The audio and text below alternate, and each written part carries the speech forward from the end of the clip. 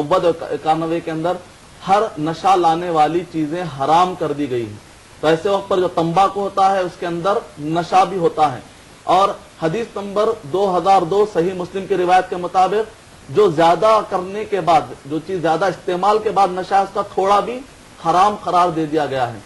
तो इन आयत और इन अहादीस की रोशनी में चाहे गुटके के अंदर, चाहे सिगरेट के अंदर, चाहे हुक्के के अंदर, चाहे शराब की कोई भी शक्ल बना दी जाए, उसको रूह अफ़ज़ा दे लेने से, नाम बदलने से माना नहीं बदल जाता। और इसी तरीके से सूद को फायदा कह लेने से, नाम बदल जाने से उसका माना नहीं बदलता। जो भी उसूल से टकराएगा इन सब को हराम करार दिया जाएगा। तो ऐसे वक्त पर इन सब से अपने आप को बचाना चाहिए। इन सब, क्योंकि अल्लाह सुब्हानहू व तआला ने कुरान मजीद में कहा वला तक़्तुलू अनफुसकुम, और खुद सिगरेट के ऊपर लिखा हुआ होता है पैक के ऊपर, it is injurious your health. तो हर वो चीज जो स्लो पॉइजन के तौर पर काम करे, इस्लाम में उसकी इजाजत नहीं। क्या कोई आदमी ऐसा कोई स्लो पॉइजन ले सकता है जो कि बाद में उसको मार दे? तो सब कहेंगे हराम है। अलबत्ता ये जो मसला है, हो सकता कई लोगों को हजम ना हो, लेकिन फिर भी मुझे कहना है, हो सकता है कि किसी को हजम हो जाए। और हजम हो या ना हो, लेकिन मेरी जिम्मेदारी है कि मैं बयान कर दूं। शायद आज नहीं तो कल किसी को समझ में आ जाए। हो सकता है कि बाद लोग ये कहें कि मकरूह है, लेकिन जिन उलमा ने भी इसको मकरूह कहा है, खुद उन उलमा किराम ने कहा अगर कोई कसरत से ज्यादा इस्तेमाल करता है उसको भी बराबर क़यामत में पकड़ आएगी। अल्लाह। मिसाल तौर पर अगर कोई भी किसी से पूछे क्या टॉयलेट का जाकर सूंघना, जानवर का सूंघना, गंदगी को सूंघना हराम है कि हलाल है, तो लोग कहेंगे कि नहीं मकरूह है। तो क्या मकरूह है कहकर एक आदमी बार बार उसकी बो सूंघेगा? इसका मतलब निकला कि जो चीज मकरूह है उससे भी बचना चाहिए। उम्मीद कि आपका जवाब मुकम्मल है। अल्लाह अकबर। आइए और एक कॉलर लाइन पर है, उनसे बात करते हैं। हेलो। वालेकुम अस्सलाम। हेलो जी, मैं हैदराबाद से अब्दुल वहीद बात कर रहा हूँ। हैदराबाद से अब्दुल वहीद मोहित साहब जी। आवाज थोड़ी सी कम आ रही है आपकी, थोड़ी सी बढ़ा निकलता हूँ जी। मेरा सवाल ये है जी कि एक परिंदा होता है जो गलफड़ और उसका नाम टीटर बटर है, वो हराम है या हलाल है? तीतर बटर और गलफड़, टीटर बटर और गलफड़। अच्छा जी, गोल फोड़ गलफड़ कह रहे हैं कि गोल फोड़ कह रहे हैं? परिंदा? हाँ, परिंदा होता है वो, और ये गलफड़ दोनों होता परिंदा है। जी। और एक सवाल ये है जी कि कोल्ड ड्रिंक्स पीना कैसा है? अच्छा जी, ठीक है। आपके सवाल, दोनों सवाल के जवाब यकीनन देंगे, लेकिन नाजरीन आपको बताएं एक छोटा सा वक्फा लेते हैं, फिर इसके बाद इस सवाल का जवाब दिया जाएगा। वक्फे के बाद मिलेंगे। वक्फे के बाद फिर से आपका खैर मकदम है। प्रोग्राम आप और हम, और टॉपिक है ग़िज़ाओं में हलाल और हराम। इससे मुताल्लिक़ हम बात कर रहे हैं, लेकिन सबसे पहले जो हमने कॉल लिया था इससे मुताल्लिक़ जवाब देंगे, फिर एक SMS भी ले लेते हैं। मदनी साहब, जो भाई साहब ने सवाल किया था इससे पहले, जो तीतर बटर है और गलफड़, उन्होंने कुछ कहा कोई परिंदा है, पता नहीं क्या परिंदा है वो, इससे मुताल्लिक़ वजाहतें फरमा दें। वालेकुम अस्सलाम व रहमतुल्लाहि व बरकातुहू। दुनिया के मुख्तलिफ जगहों पर मुख्तलिफ परिंदे पाए जाते हैं और मुख्तलिफ नाम पाए जाते हैं, तेलुगु में, तमिल में, उर्दू में, फारसी में। तो ऐसे वक्त पर नामों को देखने के बजाय और नामों की बुनियाद पर शक में पड़ने के बजाय जो उसूल है आप उसके बारे में मालूमात कर लीजिए। मैं कोई शिकारी नहीं हूं कि आपको डिटेल में बताऊं, अलबत्ता जो इसके बारे में जानते हैं आप बराबर उनसे पूछ सकते हैं। कुरान मजीद में अल्लाह सुब्हानहू व तआला ने इस्लाम की बड़ी खूबी है कि जो जिस डिपार्टमेंट में उससे हमारा कोऑर्डिनेशन होना चाहिए। डॉक्टर से मेरा कोऑर्डिनेशन होना चाहिए, एक अच्छे इकोनॉमिस्ट से मेरे ताल्लुकात होना चाहिए। इन सब का कोऑर्डिनेशन होगा तो सही तौर पर हम सब की सलाहियतों का इस्तेमाल करते हुए इस्लाम को हम पेश कर सकते हैं।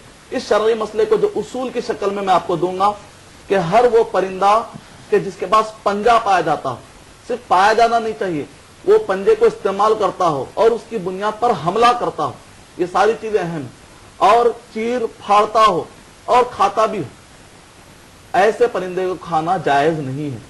या ऐसा परिंदा जो गंदगी खाता हो, उसकी ग़िज़ा पूरी गंदगी हो, तो ऐसे अगरचे के वो हमला ना करता, गंदगी खाता हो, तब भी वो जायज नहीं है। तो आप जो भी परिंदे हैं उसमें आप देख लीजिए, अगर ये सिफत पाई जा रही है तब तो आप वो नहीं खा सकते। अगर ये सिफत पाई जा रही है तब तो आप नहीं खा सकते, और अगर नहीं पाई जा रही है आप खा सकते हैं।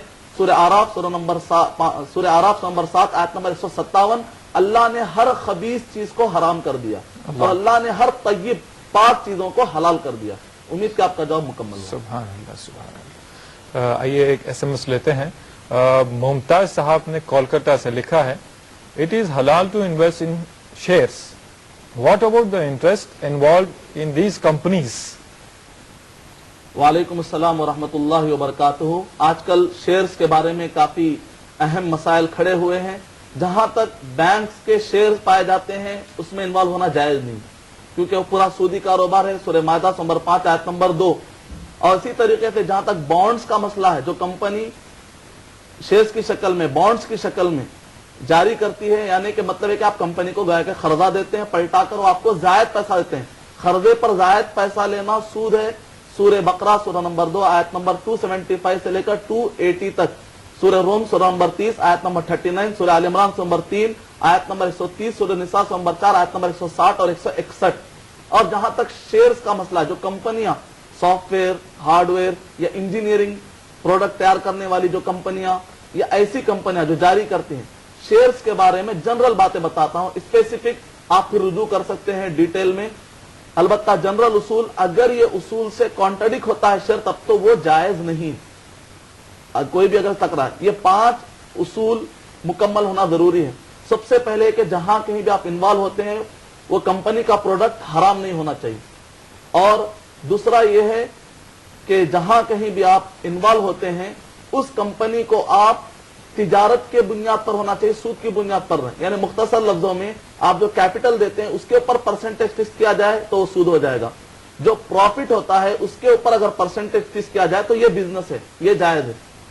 और जहां तक तीसरी शक्ल है, लिक्विड जब तक पैसा हो उस पर अगर पैसा, लिक्विड शेयर आप पूछ सकते हैं, सारे टर्मिनोलॉजी से मैं डिटेल में जाना नहीं चाहता। लिक्विड शेयर में अगर पैसा बढ़कर आ रहा हो तो आप नहीं ले सकते। एस्टैब्लिश शेयर में अगर पैसा बढ़कर आ रहा हो तो प्रॉफिट के तौर पर जो सूद ना हो ले सकते हैं।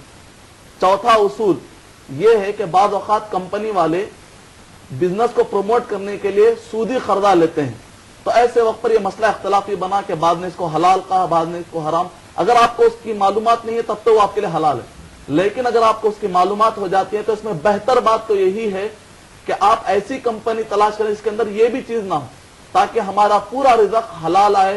क्योंकि नबी अकरम सल्लल्लाहु अलैहि वसल्लम ने फरमाया, जो आदमी की ग़िज़ा हराम होगी उसकी दुआएं कबूल नहीं होगी।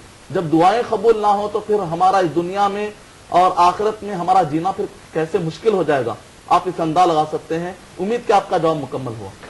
मौलवी साहब बहुत बहुत शुक्रिया। और एक कॉलर लाइन पर है, उनसे बात करते हैं। हेलो, अस्सलाम वालेकुम। जी वालेकुम अस्सलाम। मैं सुल्तान बात कर रहा हूँ, संतोष नगर हैदराबाद से। जी सुल्तान साहब, कहाँ के सुल्तान हैं आप? संतोष नगर के? जी हाँ जी जी। पूछना ये था कि लिपस्टिक में भी जो आमतौर पे हमारी खवातीन इस्तेमाल करती हैं, जी, तो उसमें भी जो है सुना है कि हराम जानवर की चर्बी वगैरह मिलाई जाती है। उस पर लिखा तो नहीं होता जी लेकिन शुबा जरूर होता है। जी जी। तो इसका इस्तेमाल किस हद तक दुरुस्त है?